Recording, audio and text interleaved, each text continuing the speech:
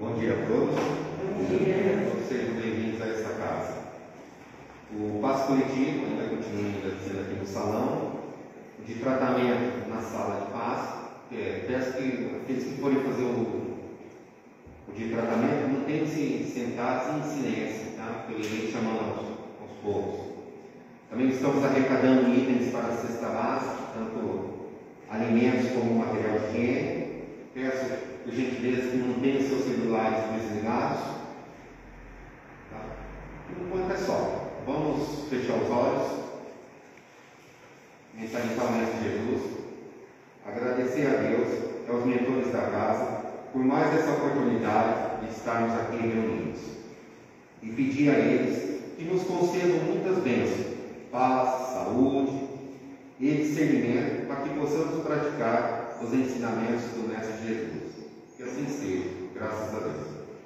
A palestra de hoje, o tema será Jesus Cristo, o Messias. A palestrante será Patrícia. Por favor, Patrícia, seja bem-vinda.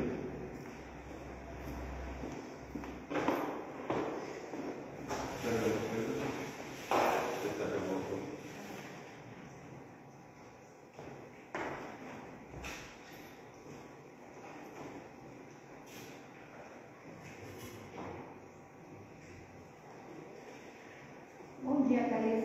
Bom dia. Hoje a palestra é Jesus Cristo, o Messias, pelo mês de dezembro, pela lembrança do Cristo, que fica mais fervorosa no nosso peito, né? A gente fica mais ligado ao Evangelho, às coisas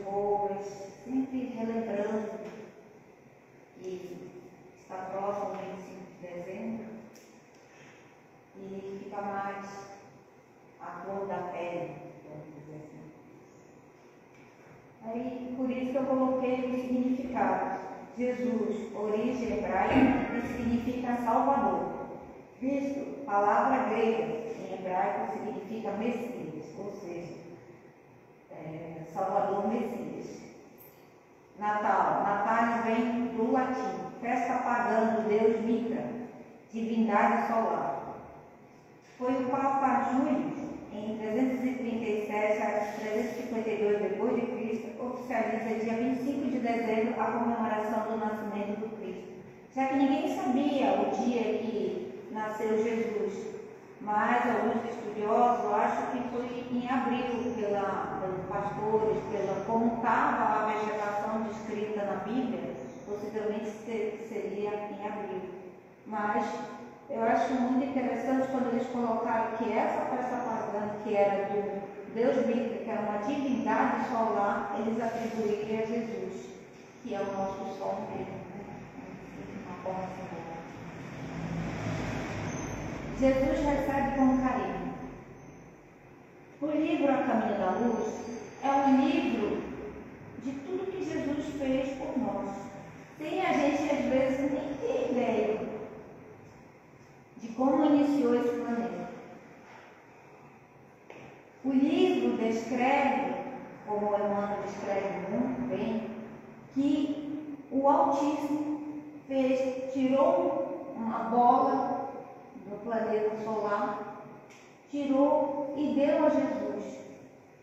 E Jesus, com a sua pleia de espíritos, de missionários, imagine a estirpe de ser amigo juntinho de Jesus, receberam essa bola de fogo e começou o desenvolvimento da Terra.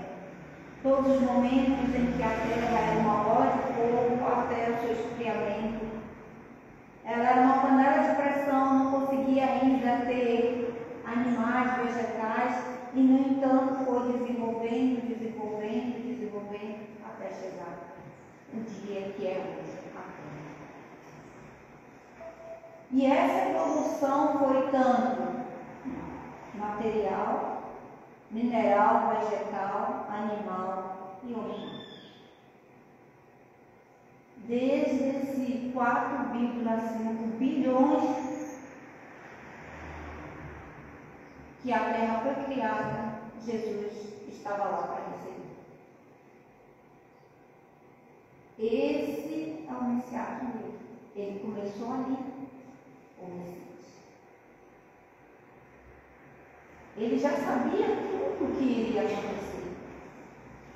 No nível de espírito puro que ele é, essa responsabilidade, essa grandeza que é muito grande. Essa tarefa a gente não tem condições nem para nível de pensamento. É muito profunda. Porque espírito puro não é só a pureza da misericórdia, do amor que ele chegou, é um amor incessante, mas o conhecimento que ele tem de física, biologia, astrologia, tudo que você pode pensar. Quando ele caminhava pela água, vocês já pensaram, as pessoas dizem, milagre, porque não tem o conhecimento físico que ele tem. Quando ele fazia um leproso parar de ser leproso, ele mexia nas células dele, mexia no fluido vital, mexia em tudo, na parte magnética. O magnetismo dele fazia isso, e que ele tem conhecimento disso. O nível do conhecimento do mestre é extraordinário. Tudo que você pode ler sobre entender, querer compreender sobre esse planeta, ele tem entendido. E ele participou de toda essa evolução, juntamente com essa. A gente não sabe nem quantos milhares ou bilhões de espíritos que trabalham com ele para o desenvolvimento da nossa Terra. Então, todo esse desenvolvimento que aconteceu, tudo isso que tinha na Terra, ele não recebe ainda irmãos, sim, felizes. Aqueles espíritos de outros planetas, de outros sistemas solar que estavam sendo degradados, que estavam sendo expulsos de lá, porque não tinham alcançado o mínimo necessário para continuar no planeta. Porque a gente sabe quando um planeta chega em determinados pontos de provas e expiações, como de evolução que tem na cadeia que fala, ele não tem o mínimo necessário, você não tem condições de falar. E assim vai acontecendo com o planeta também. E da raça adâmica, Emmanuel corta essa frasezinha assim que eu achei muito legal ele dizer: eles nunca puderam esquecer a palavra salvadora do Messias e as suas divinas promessas. Porque de todas as raças que receberam, a raça adâmica, essa raça que seriam os hebreus, foi a que ficou mais latente, pulsante. Porque quando ele recebia esses seres de outros planetas, esses espíritos degradados, ele conversava com eles. Dizia que viria boa nova ao planeta, que ele iria ajudar, que iria dar tudo certo. Tanto que ele mandou inúmeros emissários, profetas, ou várias denominações que você pode definir de várias culturas. Foi na China, foi na Pérsia, foi na Índia, dizendo que viria o Salvador, dizendo as boas novas. Buda que foi um revolucionário na época dele, dizendo sobre os pensamentos, a postura, não se ligar eternamente aos bens materiais. E essa divulgação foi feita através do mundo. Ele divulgou, enviou vários emissários.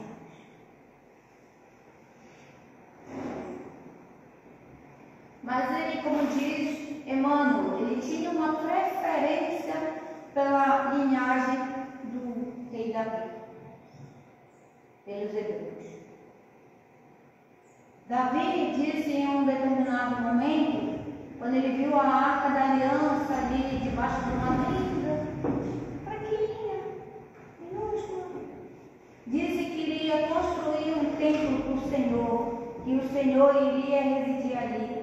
E Deus enviou através do profeta Natã, dizendo a ele que ele não iria construir templo algum para ele, que quem iria construir um templo para ele seria o próprio Deus. Ele enviaria o seu próprio templo. Deus construirá o seu próprio templo. Foi isso que ele enviou através do profeta Natã. Mas disse a Davi que essa linhagem, esse templo, que seria o Messias, seria da sua linha genealógica. Não seria de Davi. Davi estava, vamos dizer assim, teve muita guerra, mandou matar muita gente, não tinha estrutura para isso, estava muito longe. Então deveria ser o enviado. Esse sim falaria em nome de Deus. Esse poderia construir o templo do Senhor, o templo almejado, Natã. E o Senhor ainda enviou vários profetas, como Isaías, Miquias, Jeremias, Zacarias e João Batista, primo de Jesus. Vocês podem ver que é um tempo assim, muitos anos, né? Assim, mais de 200 anos, 600 anos, 300 anos um para o outro. É muito tempo, né? E E o povo hebreu, ele continuou dizendo que viria o Messias. Ele continuou assim firme dizendo. Então, essa fé dele de dizer assim, o Messias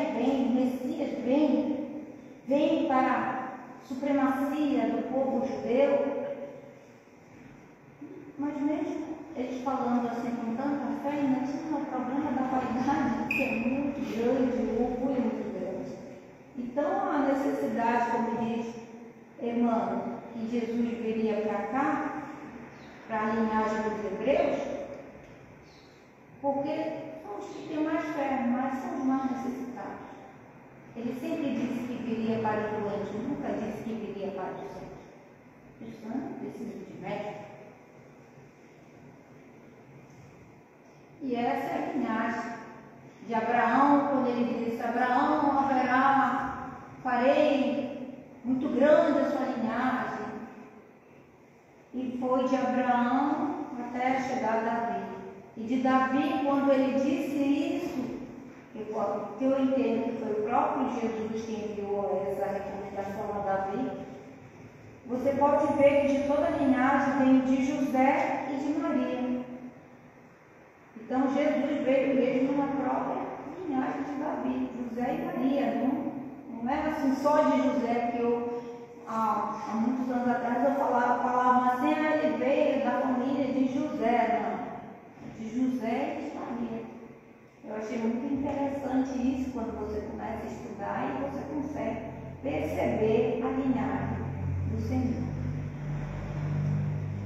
E quando Jesus sai de Nazaré, tem um contato com João Batista, passa alguns dias,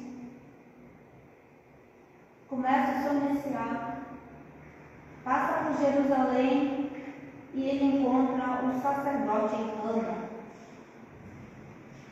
O sacerdote Ana mostra bem a aparência da vaidade, do orgulho, que é muito comum nessa época de encontrar. E ele chega, Jesus cansado, senta próximo de uma pedra, e o sacerdote vai para lá perguntar para ele: o que ele veio fazer aqui, seu Galileu? Quando você falava Galileu, é tipo um insulto. Quando você xinga alguém, sabe? Quando você, aqui no Brasil a gente tem isso também. Quando a gente deprecia uma pessoa, a gente fala de um estado, de uma região, depreciando uma pessoa, tentando diminuir. E é dessa forma que ele falava: o que você veio fazer aqui, seu Galileu? E ele diz: vim para fazer a fundação do reino de Deus. E o sacerdote Ana, com aquela gargalhada linda, debochada, diz assim: e você sabe o que é isso? Sim, sei. E todas as respostas que Jesus dá ao profeta Ana é sempre com a serenidade, com a humildade. E ele sempre com deboche, com a ironia, dizendo que seria essa base desse messiário dele. Os ignorantes, os que não têm conhecimento nenhum, depreciando da melhor, sabe, da forma que você pode mais ensinar uma pessoa. Deixando bem claro quem é o sacerdote Ana e de quem é o povo. E Jesus nunca fez isso. Sempre, quando você lê algo sobre ele, ele diz assim: meu irmão, meu amigo, meus amados.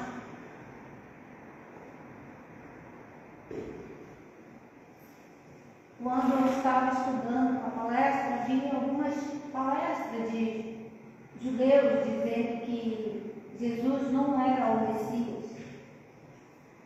E ainda eu me remeti a essa época de Jesus, porque o olhar é muito enfurecedor.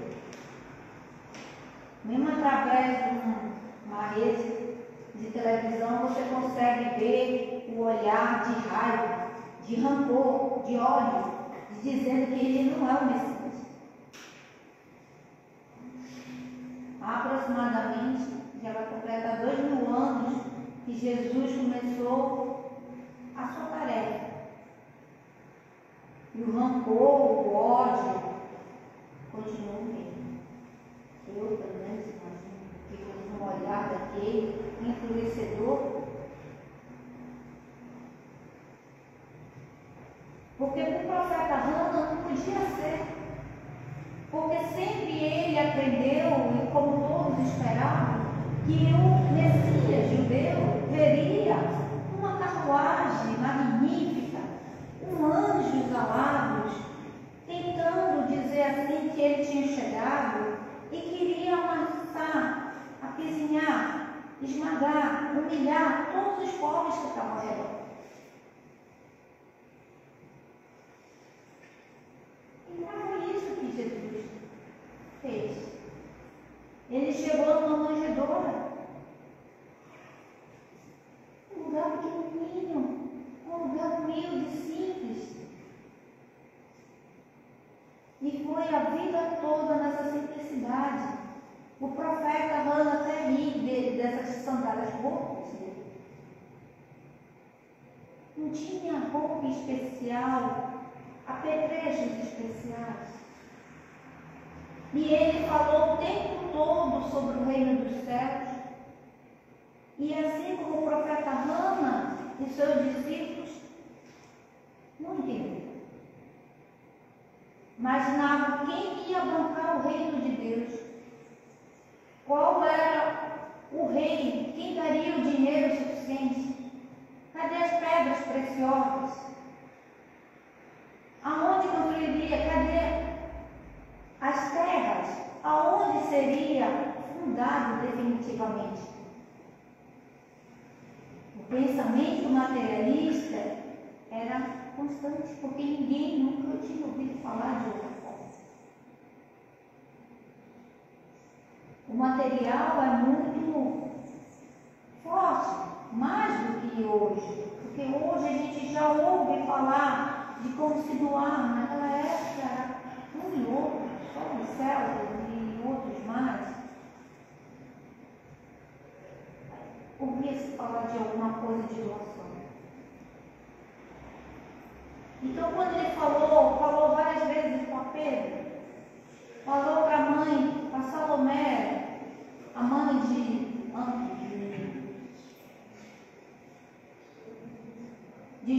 de João, o evangelista, e não entendiam.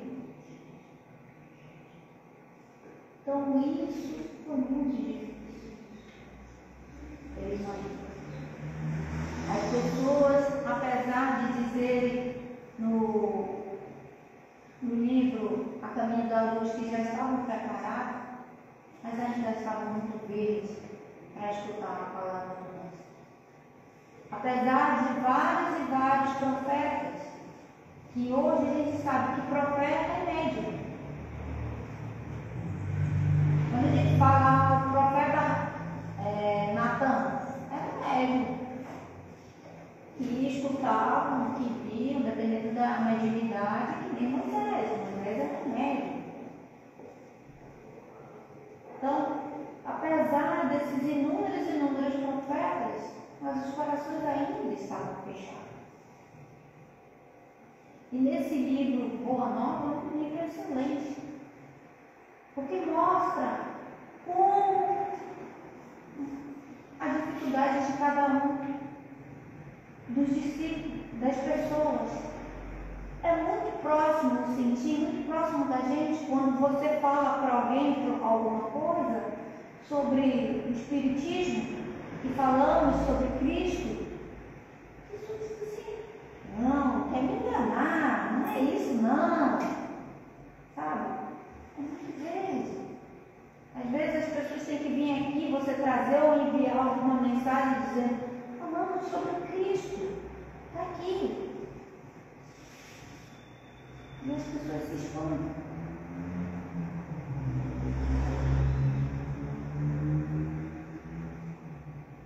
Deus enviou um modelo. Questão 625. qual o tipo mais perfeito que Deus tem oferecido ao homem para lhe servir de guia e modelo. E o Espírito da Verdade responde: Jesus.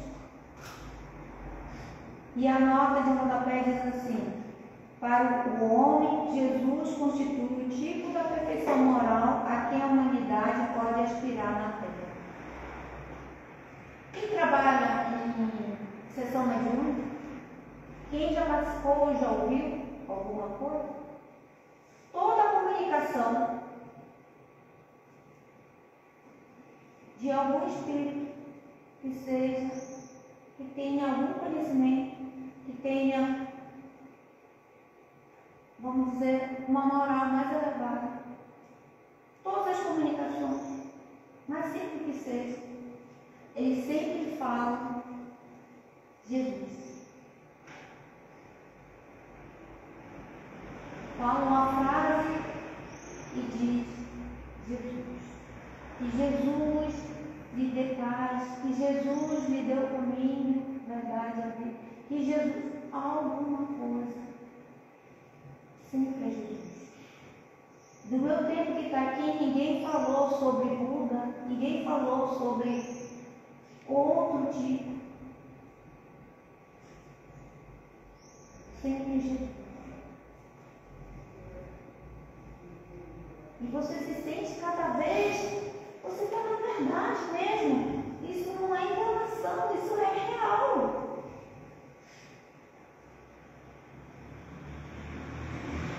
Até o médico, quando fala as palavras, a entonação é mais suave, é mais branca. Você sente que o mestre está te envolvendo a cada momento. São palavras magníficas, frases ainda que te deixam extasiado, mas sempre tem o mestre Jesus. E sempre quando iniciamos ou terminamos, agradecemos a Jesus, o nosso mestre amado. E sentimos uma fé, um clarão, uma felicidade.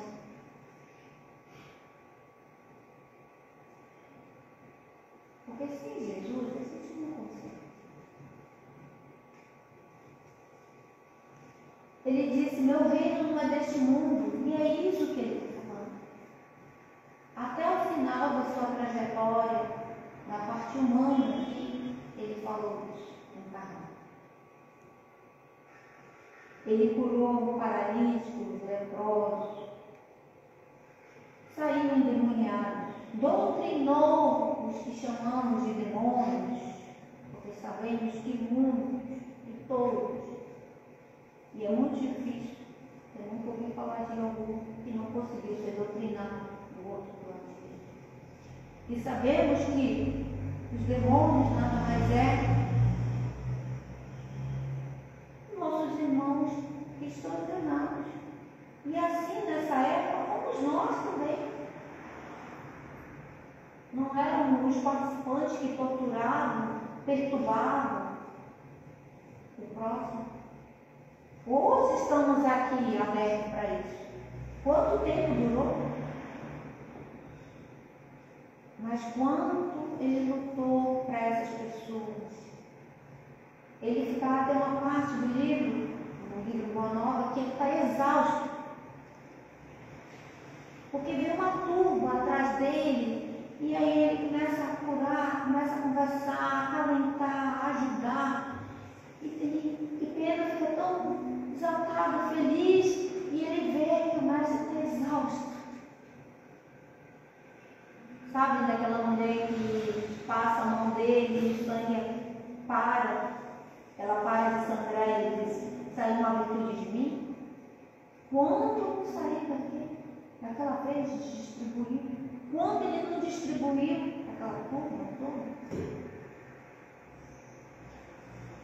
Porque ele não condenava, ele não xingava, ele só dizia: amados.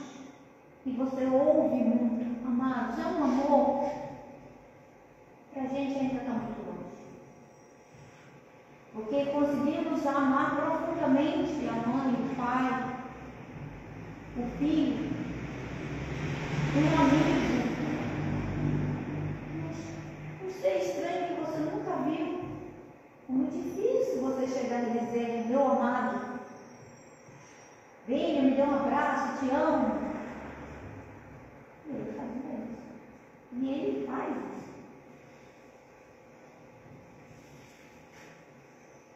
Esse amor de Cristo é um amor gigantesco que a gente está a caminho.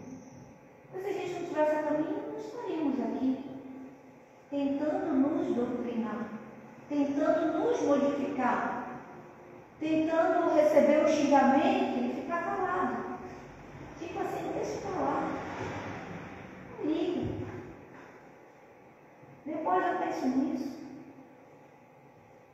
Talvez ele esteja com algum problema de saúde, não esteja bem, tenha alguma dificuldade. A pessoa olha para você e não gosta de você.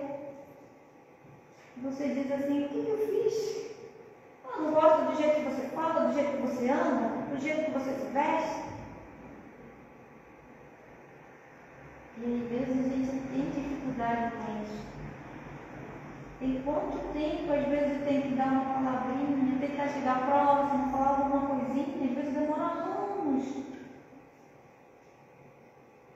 Você lutando, calado, tranquilidade lá, tentando mudar, modificar aquela situação. E tem momentos que a pessoa se rebela, se fala, e você diz: tudo foi por água abaixo. Foi. Porque você já mudou. Você se mudou algo dentro de você. Você percebe isso. Você percebe o nível de música que você gosta. Você percebe o nível de filme que você gosta. Percebe o nível de conversa que você gosta. E você fica pensando assim: nossa, alguns anos atrás eu gostava tanto disso. Eu ia fazer isso, eu ia sair com meus amigos para isso. Não, que mais graça. Você mudou. Talvez não mudou a quantidade que queria. Eu queria já ser um evangelizador, de chegar, abraçar. Talvez não, mas que você já mudou. Sim. Você já olha o outro pensando: ele está com uma dificuldade. Ele não está bem. Você já sai para que ele não te xingue mais, não que você não xingue ele. Porque são modos de pensar, já não. E isso é o que? Jesus. Quando a gente deixa espaço para ele entrar na nossa vida, muda. Floresce alguma coisa. Quando a gente percebe que é muito amor e você não consegue nem sentir um pouquinho lá da túnica dele. Aí você vê que esse Messias começou segurou aquela bola de fogo e veio todo esse caminho.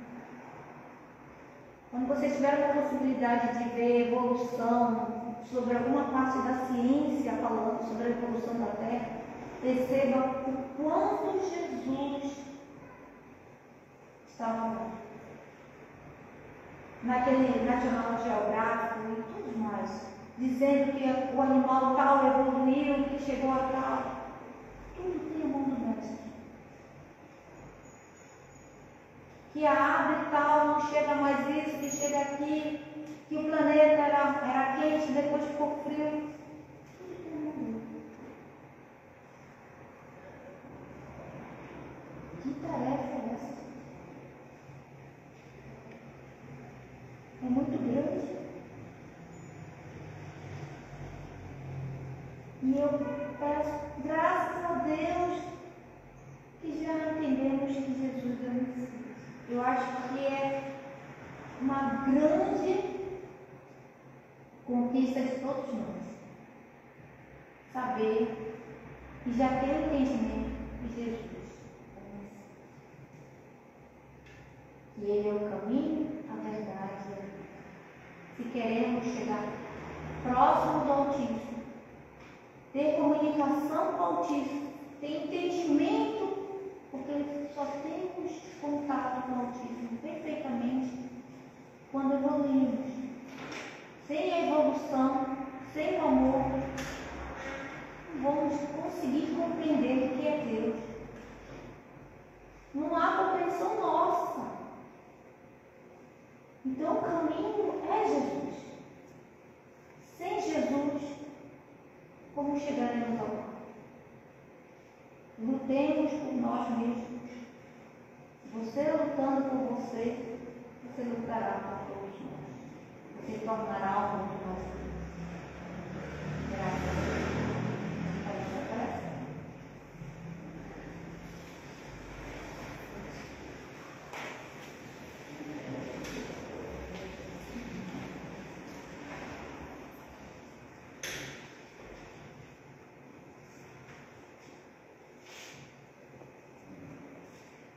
Te agradecemos, Senhor, imensamente porque estamos aqui na sua casa, recebendo as palavras, doce carinho, recebendo essa energia magnífica que doaste para todos nós. És o caminho, a verdade e a vida. Sem ti, como chegaremos ao Pai, Mestre amado? Sua luz é muito maior do nosso entendimento. Nós sabemos que está escrito que sempre falaste em amor, que sempre consideraste cada um de nós como seu amigo, como seu irmão. Deste vários abraços em Pedro, em Tiago, em André. Consideramos que abraçasse também cada um no dia de hoje. E quando descreve que é um abraço que deixava cada um mais leve, mais feliz, renovado. É muita luz para o nosso entendimento. Nós estamos na estrada, Senhor, querendo ser a cada dia melhor. Que a sua paz esteja em cada um de nós e que tenhamos uma ótima semana. Que assim seja.